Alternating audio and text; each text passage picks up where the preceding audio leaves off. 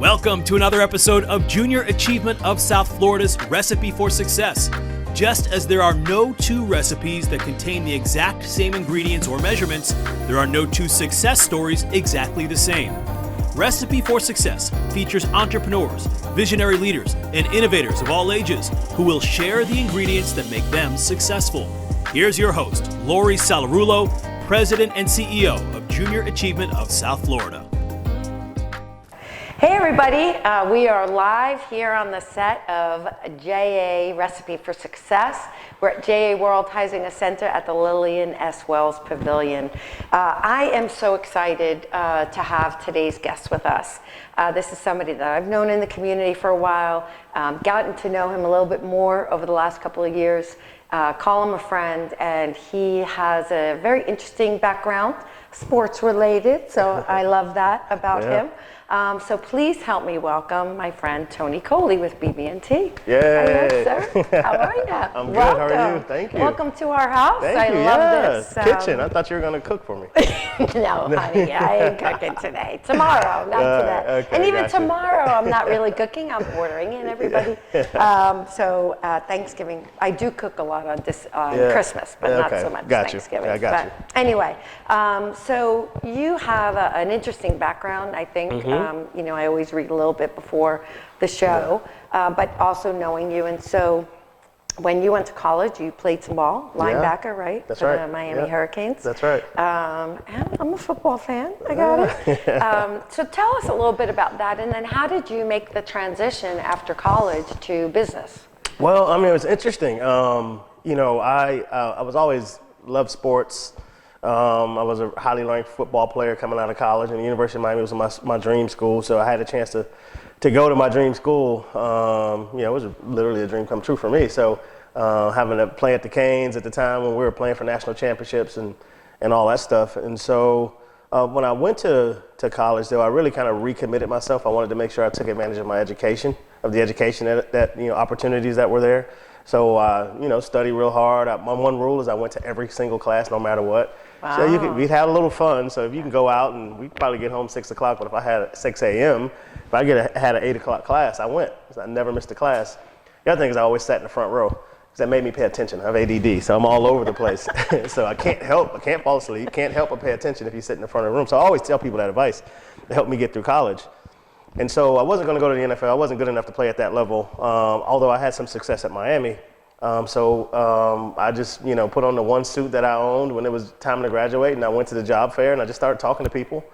And it just so happened that, you know, most of the banks at that time had management training programs and leadership development programs. So I ended up going to work for Barnett Bank for a year, and then ironically I ended up a year later, because Barnett was bought by Nations Bank, going to SunTrust, which will be teaming up with their sim. Yeah, exactly. Right, we'll talk a little bit about that. Exactly. So I went through SunTrust credit training program, commercial credit training program.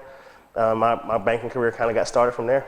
Wow, that's a good story. Yeah. You know, it's interesting. That's actually a great lesson for our students. So for our audience, you know, some of you may know about Junior Achievement, and what we're doing here is, you know, teaching kids the skills to make sure that they can go out and be successful in a job, whatever, or career, whatever they choose to do, whether it's college, a trade, certification. But I think it's so important, especially for young athletes who are in school.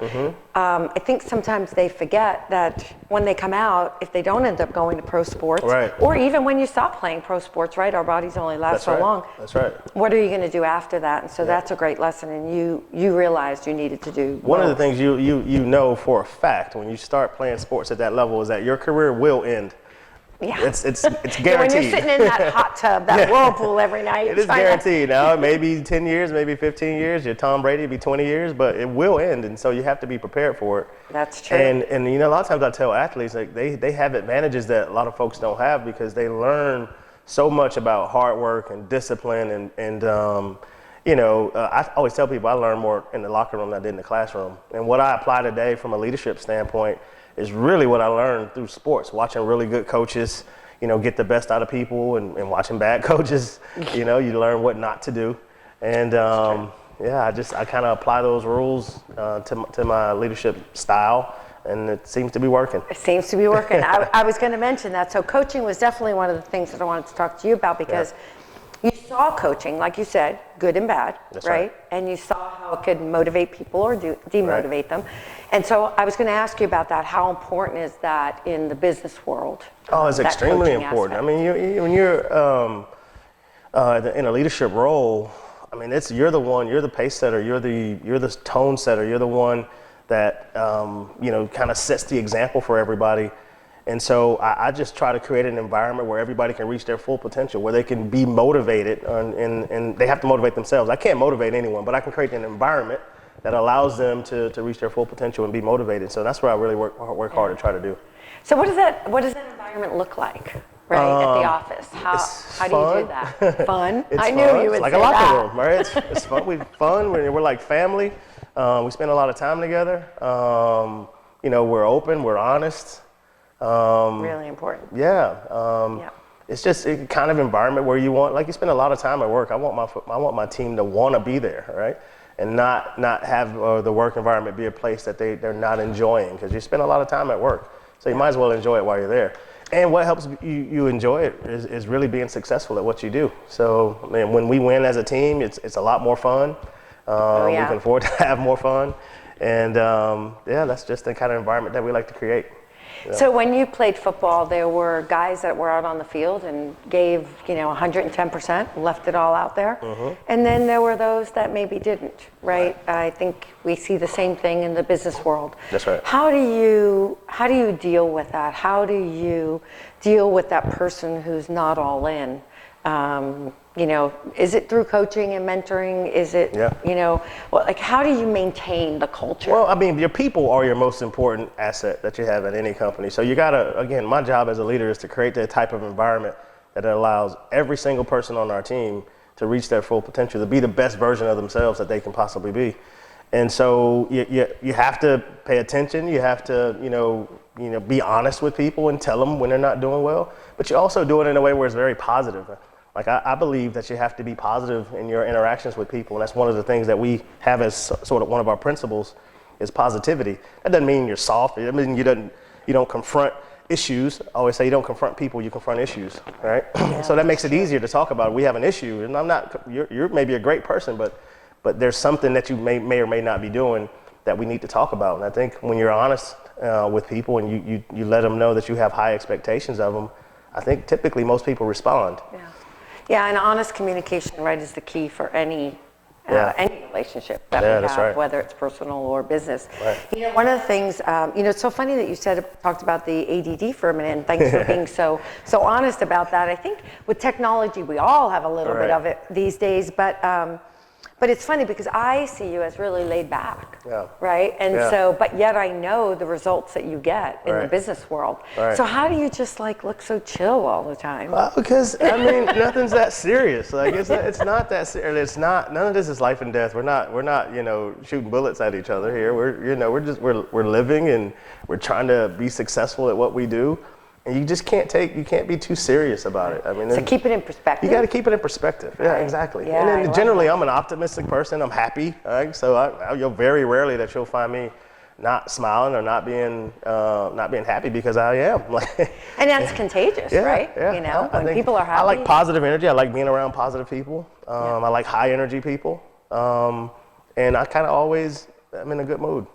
I like that. That's a good thing. I bet your wife likes that a lot too. So she probably would say different. It's so funny. I was listening to a podcast this morning about it was Tony Robbins with someone, and they asked him how he,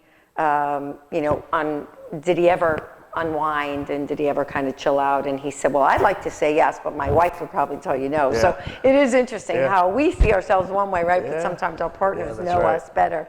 But it's interesting because you talk about keeping it in perspective and always being positive. But as in sports, sometimes we get in a slump, right? Whether it's baseball, my dad played professional baseball, right? Sometimes you go up to the plate and you're just not hitting and you're in a slump.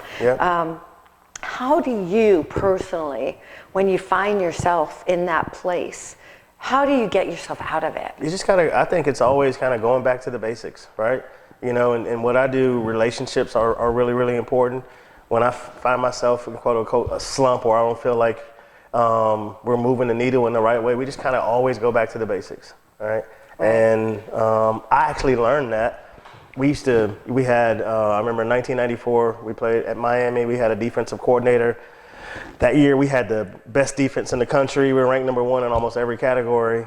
And I remember when we were not doing well in the game, he wouldn't try to get tricky or, do anything special. He would call our base defense and go right back to the basics. Interesting. Yeah, and when we weren't tackling well, we'd go back and we'd start from scratch. Here's how you tackle. You put this foot here, you wrap, and you do this, and we just walk through it. Right. So it was going back to the basics, not trying to get creative and do anything out of the box. Right. You just really go back to the, basic 1 + 1 = 2. And you kind of start from there. That's interesting. Yep. So so you had a big team there. Tell us, I'm sure there must be a million great stories there. I can't tell you any of those. I knew you were going to say that. Statute of limitations will never be up. Geez. What goes on in the locker room stays in the locker room. Yeah. I was thinking more about the field stories. And the team, and I'm sure there are good ones, and you all had some great successes while you were there. Some good players. So one of the most important things about a team having success is celebrating. Yeah. Right? So I'll first ask, how did the team celebrate those successes? Yeah. Maybe you can tell us about that. No, it was just, we just like to have fun. We'd spend time with each other a lot of time. I mean, those become, like your brothers. I had 2 teammates visit me yesterday with my old roommate and another one that, was in our class. And we always start talking about stories and things that happened because it was just a lot of fun. Yeah. And so we went through some tough times together. It was a lot of hard work. Sometimes we had some big losses, and you have to go through all that together. So it makes you really close as a team. Yeah. But how does your team together, at BB&T celebrate their successes? Well, we have fun, like we do. We go out? We spend time. We go time. We call it. We always fellowship after our meetings. That's the most important thing. We can sit there for 3 or 4 hours and we talk about all the business stuff that we have to do, and we have a high sense of urgency. We have high expectations. We're always performing well within our group. We're always top 1, 2, or 3 within our company and how we measure our metrics. But when we're done talking about business, we spend time with each other, because my thing is you got to build trust, and you can't build trust with people that you don't know, and I can't know you if I'm not spending time with you. So we create opportunities for them to spend time, and usually we'll end up at a bar somewhere and we open a tab and we let it rip, and people relax more. Yeah, they relax and they start talking about families and everything else, and then you do that a few times and you notice as a business leader, it's like now they start talking about business in the same environment. So it's kind of accomplishing 2 things. Right. But getting to know each other across lines of business usually is really good too. So we create those opportunities for that to happen. I try to create that as much as possible. Yeah. Because again, if I don't know you, I can't trust you. And I got to spend time with you in order to get to know you. So we have to create those opportunities. It's not just going and drinking and trying to have fun. There's a purpose to it. There's a method to the madness, and I've seen it work. Yeah, it sounds like it certainly is, because you're getting the results. Yeah, right? yeah. So, we as a leader in this community, and you're kind of all over the place, you cover a bigger geographic area than just Broward County. You're all the way up to Orlando? Dade, Broward, Palm Beach, and the Keys. And the Keys, Yeah. Okay. So that's a pretty big area. It is. Sure, you travel, and you're in the car a lot, and That's you're on right. planes a lot. I was in Miami this morning, and now I'm here. Yeah. And now you're here, and we're thrilled that you are. Yeah. And so when you are being pulled in that many directions, right? People wanting to meet with you, you trying to generate business, you've got your team to manage. I mean, the list goes on and on. Yeah. Family, friends, right? All of those things.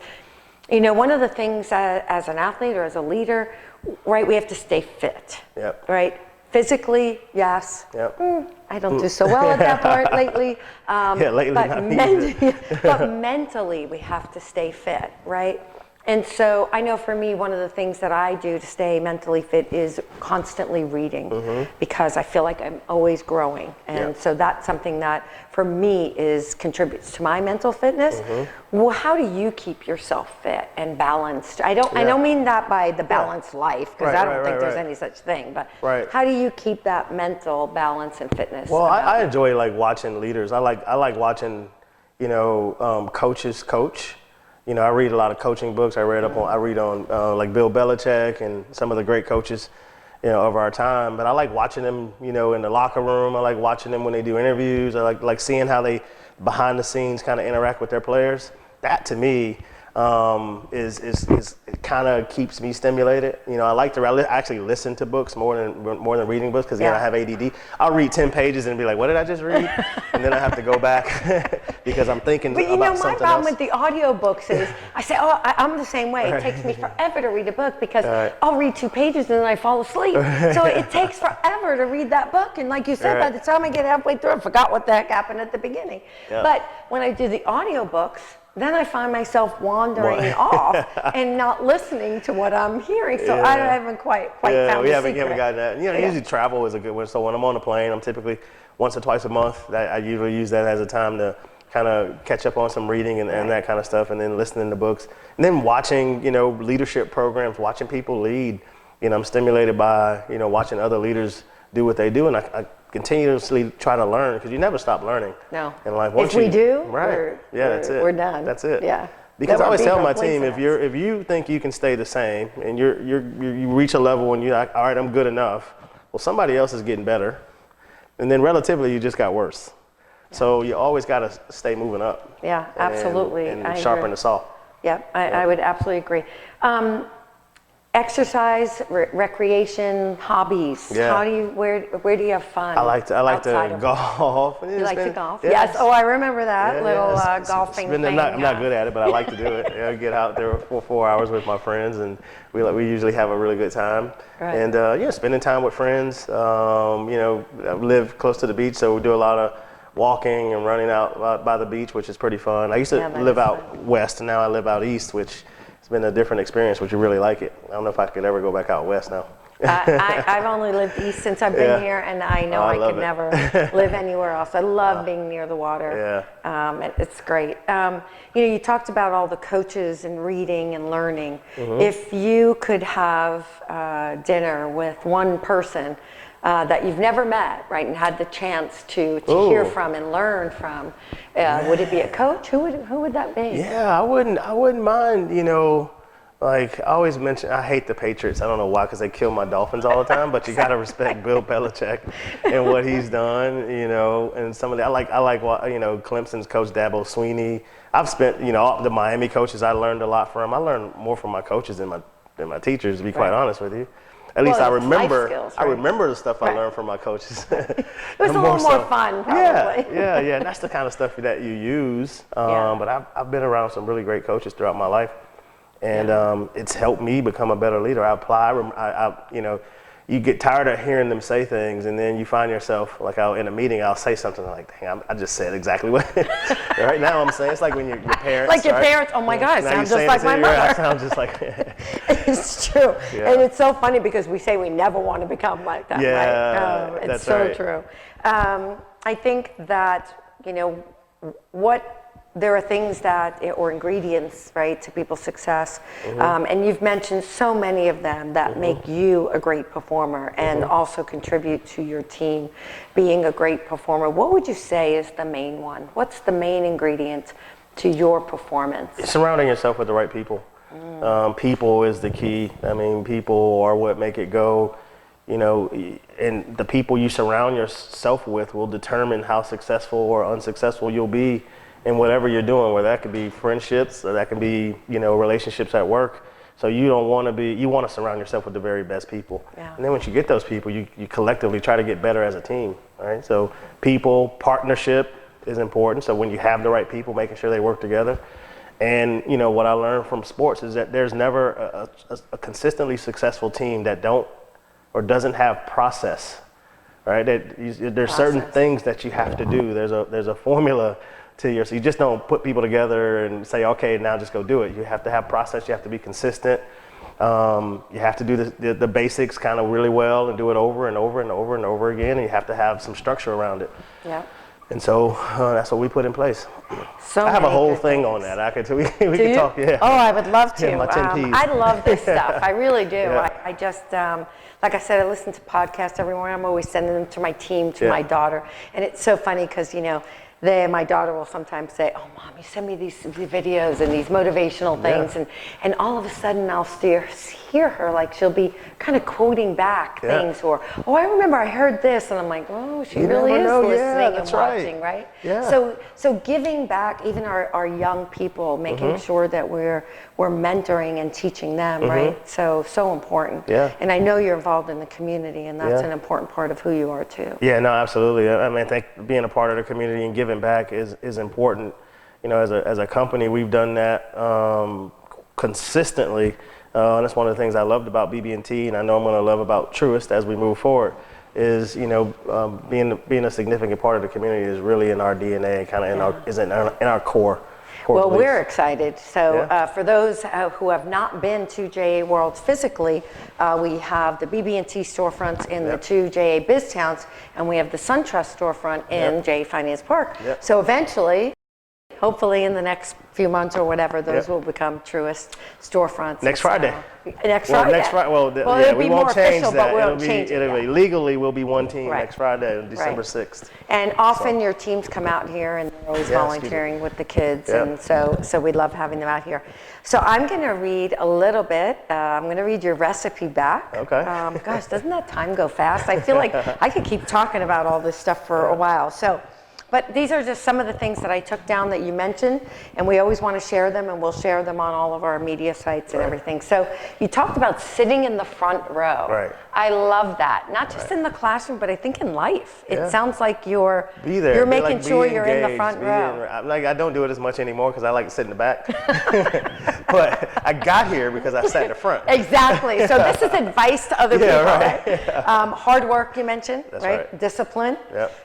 Coach, your coach, whether it's your family, your children, your workers, your team, set the example, set the tone. I'm the head coach of my team. It's just happened to be a business, but you know, some of the things we do is just like a football team. And we need to set the example, not just talk about doing it. Make it fun. Definitely. I knew you were going to say that. I just knew that ingredient was going to be in there today. Honest communication, right? Talked a lot about that, authenticity and being upfront. I really love this one. You know, people, most important asset, and you mentioned that several times as we talked. You mentioned it again, where don't confront people, talk about issues, right? Making sure that you're always motivating them and helping them to be the best they can be. So you definitely, people is definitely a theme in your style and in your success. Be positive. You're always happy, always smiling, and that's so contagious. I love it. I talked about confronting people. Keep it in perspective. I love that about you. I always say he's just so laid back and he doesn't stress about anything. And you're right. We get so caught up on some stuff that's just not that important. Nothing's ever as bad as it seems. Right. And we get all stressed out, right? That's right? But at the end of the day, you know, no matter what happens, we're so fortunate, right? You have a strong set of skills. You have an amazing support system. We have a great community. So if something were to happen, we'd be okay, right? We have our families. So be positive, as you said. Go back to basics, process. I love that. So important. Sometimes we get really fancy, right, and innovative, and sometimes it's just better to stay to basics. Building trust, very, very important with your team. Consistently learning and watching and growing, right, and keeping that mental fitness going. Surround yourself with the right people, so important. Like you said, for our young people, it is so important that they've got the right friends. And then when you get in business, also important. Around that process piece and that getting back to basics, you talk about consistency and making sure that you stay focused, right, on the process. And that's so important. This is an amazing recipe. It is no wonder you are just such a success, both just in life. And I don't mean that, you know, I mean, there's so many people who are doing great things, but I thank you for all that you do in the community. Well, thank you. They are fortunate to have you. I'm fortunate to have you. Make me blush.